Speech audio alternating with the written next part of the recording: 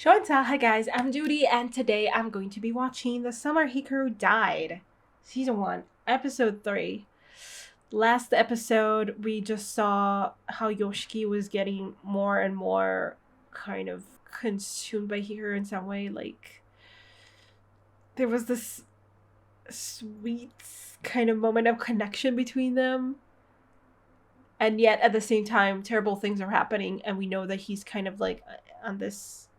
kind of like he has to make a choice between, you know, protecting the creature that took over Hikaru or, you know, or telling on him and having him be eliminated in some way, even though he doesn't exactly know that there's like an actual someone who's here to eliminate whatever Hikaru is at this point. But yeah, there's definitely a choice. Like he got a warning from this woman who told him, like, you're turning into something else. if you continue down this path. Yeah, wow. Let's get into this episode. Check out my Patreon for full reactions. Subscribe. Let's go. We see them.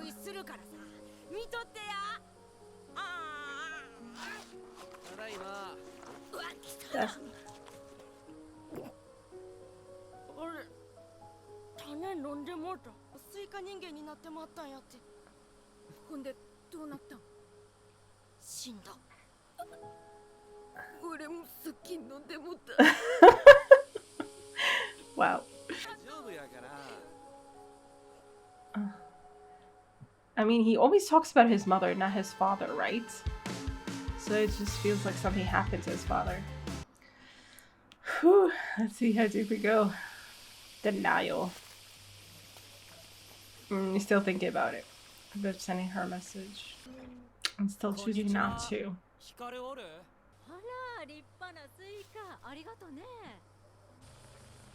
I wonder what his mother... Can his mother tell at all something's off?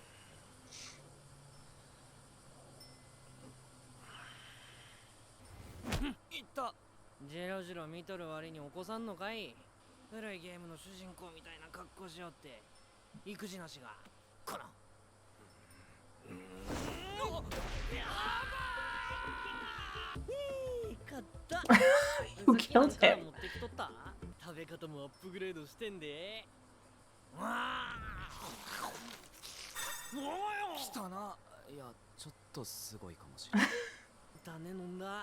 Oh. Referencing memories, yeah, they weren't actually a part of. His mother seems to be completely... I don't know though, I wonder. So, I don't know.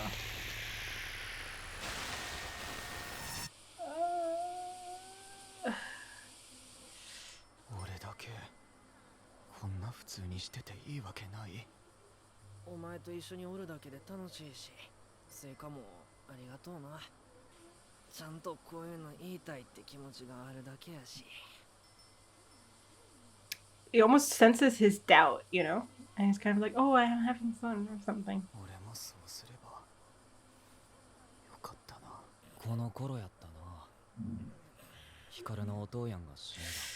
Yeah, how did he die? Okay. And he died doing that? Yeah, why did they do that?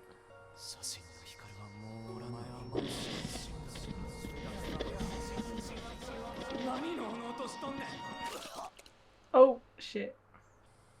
He's not gonna do it. He did! He did! Ooh.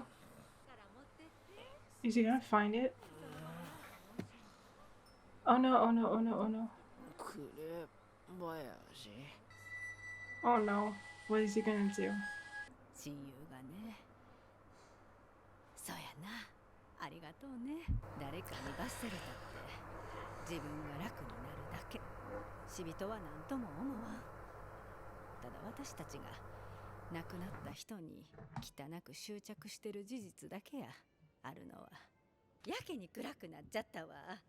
I mean, it's a gloomy subject. ご注文はお決まりでしょうか。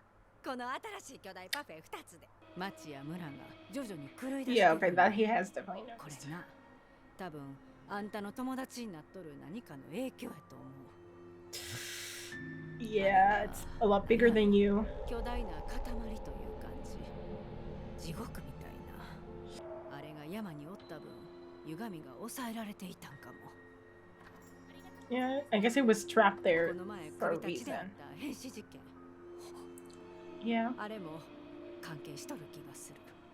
私たち She's talking about her 死 husband. んだ夫がね、昔一回帰ってきたんよ。でもダメやった。結局息子の体に一生治らん傷を残しただけやったの。He was なんでもええからまた一緒にいたかった。それを言われてどうせって。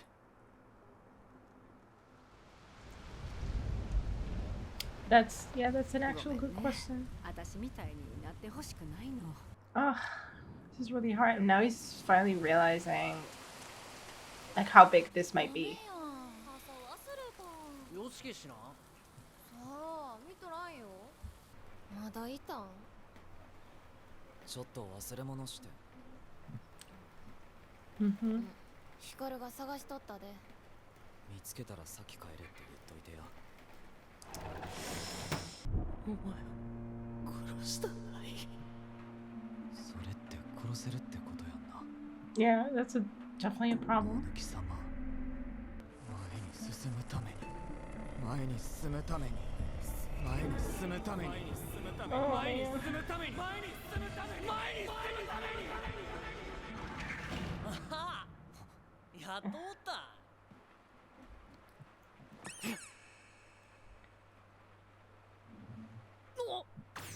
俺の変顔にヨシキが笑わへん。顔色ドブみたいやで。しつけえな。ほんと一人にして。キモいぞお前。じゃあこの前の週末なんで町の方来とった？ Oh 知らん no. 人とメッセージやりとりしてるのはなんなんで You just left your phone there. 前は結構何でも話しとったと思うけど。前ってやっぱそうな。俺が本当の光とちゃうから。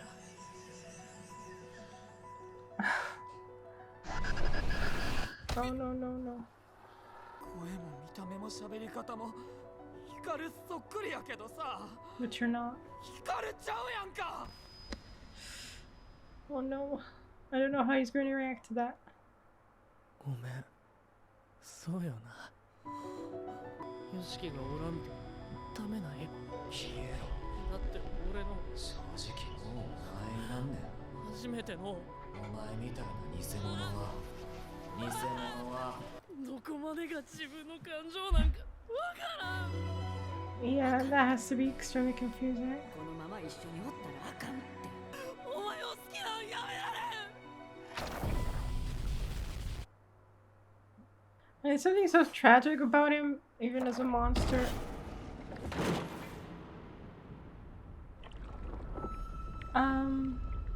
What's happening?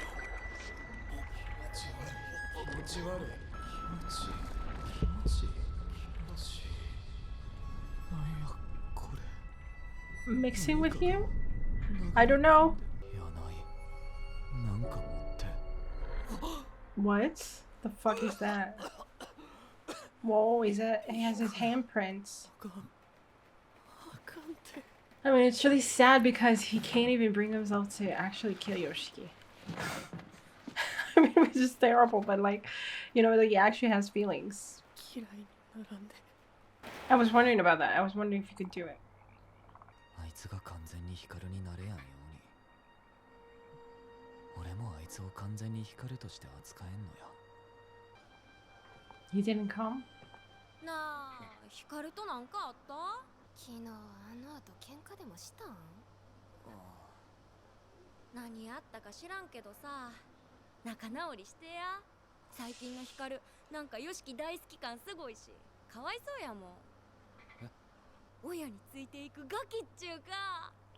急に口悪い。 There's something very needy about him. 俺もう行くわ。光おる？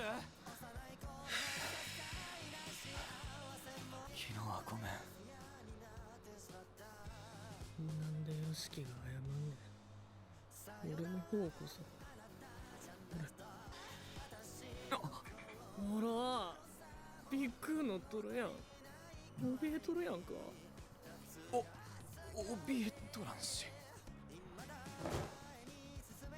よしき、俺さ、お前のそばにおれるだけでええから。もう誰と会ってようがどうでもええ。嫌われたないから。もうあんなことせん。こいつは No, none of this 一 is 緒に good. おったらあかん But you can't stop yourself. けど光よりガキ臭いんやな。 Yeah, now he's developing feelings to the thing that is. お前はガキ臭くて寂しがりやな。寂しい。光は何も知らんだけかも。もしそうなんやったら俺が Take care of him. 俺が教えてやらんと。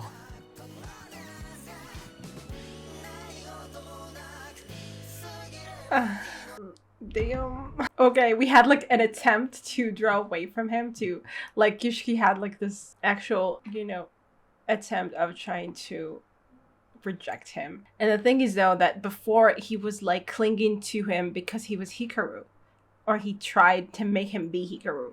And now it's like a step forward because it's like a realization he can never be Hikaru. Like Hikaru's gone, but now he's starting to develop feelings for the actual thing that took over Hikaru. Or like, this feeling of protectiveness at the very least. Nonuki, or whatever it is inside Hikaru, he doesn't know what he's feeling. Like he has, like as the base, he has the feelings of the Hikaru had and his memories, but it's like reinforced by the feelings that he has as Nonuki, as like the monster. Because he said already that those on the mountain are really lonely and they want to latch onto you. That's what he said. So like the same applies to him. He knows it because it was what he also felt. I mean, he already said that this was like he's so enamored with this life as a human being. And so it's like this mixing of his own feelings and Hikaru's feelings and the memories and just everything, surrounding Yoshiki. Like Yoshiki is the most important thing to him at this point, that he can't even, like, he threatened him and said, if you go to someone or you tell someone, I'm gonna have to kill you. But I don't think he can actually do it. And I mean, I think that was kind of the point that they showed us, that he can't actually do it. Like he almost did it or something, but then he couldn't. He caught himself and he was like horrified at himself and he was like depressed, especially by the thought that Yoshiki might reject him, might, be disgusted with him, not want anything to do with him. Like it's not just being human that he craves, it's being, I guess, loved or needed by someone, belonging to someone, and Yoshiki is that someone. I mean, like, just surviving as Hikaru without Yoshiki, I don't think he can do that at all. I mean, honestly, I don't know what would happen if Yoshiki were to die or something were to happen to him, or he would actually leave or something like that. Like, I don't know if Hikaru or like Nonuki inside Hikaru would be able to survive that. It doesn't seem like likely. I mean, it seems like maybe he would go insane or something. I don't know what that would entail, but there is definitely something very needy and clingy and childish about this creature, which is also very scary because... I mean, something endearing. I talked about this mix before too, like in the last episode. I also felt that there's something endearing and sweet about it, and also obsessive and kind of scary. It was interesting. There was this flash there of someone that kind of looked like Hikaru and Yoshiki, but they were women, I think. And I don't know what memory that was or what image that was from or what the hell. I mean, Nonuki like actually has feelings that are human, that you can understand, like being so afraid to be rejected by your one friend.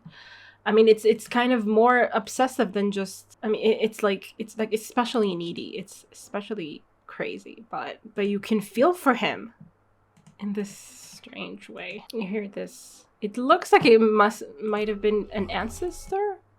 At least they had longer hair or something. And they were hugging, or like, I don't know. It seems like maybe she, I don't know if it's, I don't know. In this scene, it seems like that's something that happened in the past.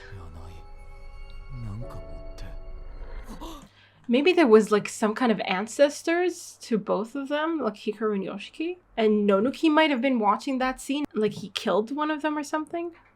the Yoshiki ancestor. I don't know. And so they have like a connection that dates back to a long time ago. Maybe Nonuki like watched that and he felt jealousy, or he felt like he wanted to know what that felt like. And so that's why he's like so, like he already was kind of predisposed to care about Yoshiki very, very much. Like he wanted to feel that way, the way that these two women felt. Maybe, I don't know if they're women. I don't know. They just, because they have like these scarves or something, I don't know, kerchiefs, whatever, then it just seemed like they were women. And I mean, there was kind of long hair, but it doesn't have to be. So maybe that they have like, you know, a history between them or something. Also, I'm wondering why, like, Hikaru's father died in the same way that Hikaru that Hikaru died too.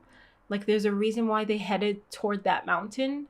That is it part of the ritual that's supposed to protect their family? Because then that's like a big sacrifice. Like, you kind of have to sacrifice yourself for the sake of the future or something like that. Like, a pretty young. I don't know when the time comes. Like, because Hikaru was like a child when he did this. Like, he was 17? I don't know how old they are, or how old he was when he did this. I don't know what triggers it. What made the father have to go up there at the time that he did, and what made Hikaru, like, is it the choice that they make? Is it something else that triggers it? And I mean, I do wonder about the mom, because she just seems like so like, oh yeah, everything's fine. But I'm just like, you have to know something, you know? Your husband died from this. Your son almost died from this and then came back. Are you not suspicious? I mean, or maybe she's like overly happy that it didn't happen again and she doesn't want to think about it too much. But I'm just wondering if she knows anything, if she's like in denial herself. It seems likely. But like, if we were to probe, what would she tell? You know, what is going on? Like, maybe she's also like, maybe she also has an idea that Hikaru might not be Hikaru anymore, and she's also clinging to just avoiding it or something. Maybe she doesn't know anything, but I have a hard time believing that, because both her husband and her son are involved in this. Like, she married into this family. I don't know, maybe her, like, the father didn't tell her anything, but I'm just wondering what she knows, what she feels about all this. Wow. So, I mean, like, you know, the thing is that Yoshiki was, like, he got an even bigger warning. Like, you know, she was able to, Ria, I don't remember her other name, she was able to tell him, like, you know, you know that strange things are happening. This woman died, and it's all because of this creature that's inside Hikaru right now. And he was like, and that kind of triggered his, like, rejection of Hikaru, or Nonuki inside Hikaru. But now that he's accepted him, or like he sees him in a different light, and he's like, okay, you know what, I need to take care of him, I need to like teach him things. I guess he sees it as like, oh, I can teach him not to do the things that he's doing or something. Maybe he thinks he can kind of control it. Maybe he feels that there's some kind of, you know, power balance there, that he's like, you know, he has the power, when before it wasn't clear that he did. Like, he was kind of going along, not sure what, you know, also having the threat that Nonuki threatened him with, like having that in the back of his mind. But now he saw that it almost happened, but Hikaru couldn't go through with it. So I guess maybe there's definitely like a shift of dynamics here, like a shift of balance here that he realizes. So maybe he thinks he can do something about that. I don't know if he's thinking that, or in some way he's not thinking about it at all. The fact that, you know, people are dying in the village, strange things are happening in the village because of Hikaru, or what's inside Hikaru. Like, now that he has, like, he seems like he made the choice to stay by Hikaru, like this, to protect Nonuki or something, to allow him into his life fully, you know. That's what it seems like he chose. Then he has to come to terms with everything else, and I wonder how he's going to do that. If he's just going to be like, oh, I don't care about what's happening in the village, or he's going to be like, okay, Hikaru, you can't do this, or something. And maybe he can change something, but like, I don't know where that will go, because obviously I'm not expecting just for Nonuki to be able to just, like, you know, not do anything strange anymore. I mean, I think it's part of his nature that even if he doesn't actively kill anyone, strange things are going to happen. And they can't really control that. We'll see where that's going. But yeah, now, like, it's more Yoshiki's responsibility now, because he knows what he's doing in some way. He doesn't really know, but I mean, he's getting like, it seems like willingly entangled in this. So the responsibility for what's happening is also his in some way. And that's an interesting dynamic. So that was a really great episode. I really feel for both of them, but I mean, yeah, it's like interesting to have like this feeling for, you know, something that's like monstrous and dangerous. But yeah, you can definitely see that in some way it is very much like a child that doesn't know a lot of things. And it's very dependent. And there's also something very creepy about all of it. And yeah, if there's ever going to be a time when Yoshiki changes his mind again, because I don't know, it's going to be harder, basically. Nearly impossible, probably. I don't know if he's ever going to, like, if he's just going to stick by this decision and just going to protect Nonoki inside Hikaru forever, no matter what happens. Anyway, we'll see. I hope you guys enjoy this reaction. I will see you in the next one. Bye. Special thanks to my top Patreons: Red in Tear, Andy Plays All Night, Terranor, Michael Gabriel, Shadows Moon, Marsh, and Stone Tree. And to the rest of my amazing Patreons who without their support I would never be able to keep on doing this. Thank you so much.